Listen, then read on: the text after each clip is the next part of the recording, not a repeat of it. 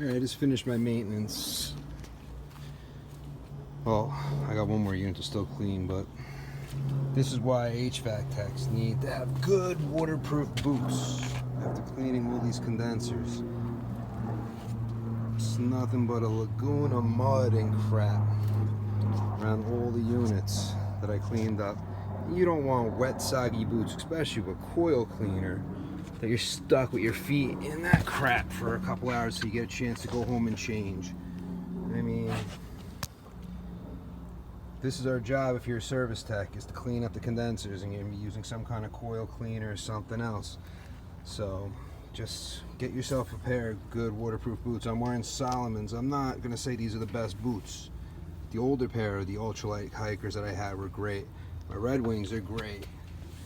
My other Salomon's, I had to just retire because they fell apart, were really good. These, I think Salomon's starting to cheap out on these. I gotta get a better pair, but my feet are still dry.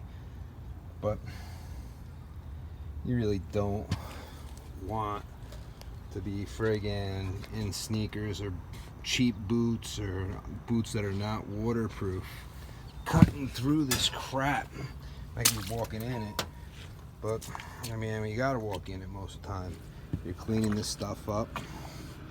So as an HVAC tech, one thing to invest in is good boots.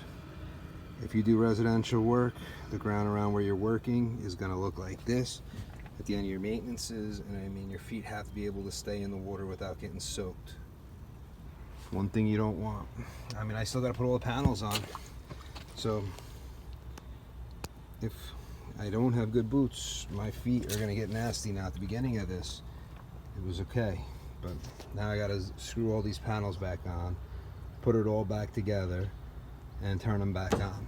Turning back on is the easiest part. Putting the panels on when you got nowhere to stand in this slot, that's where it's fun. But as an HVAC tech, I signed up for this, so make sure you get yourself good waterproof boots. These are okay. These Salomons, I'm not going to swear and say they're great. My feet have not gotten wet in them yet. I just don't have the confidence in this pair of boots as I do with the older pair. And these only last about 5 months until they're trash anyway. But you don't want soggy, wet feet, so definitely get yourself a good pair of boots, invest in that. Till next time, I'm Bill and I'm out.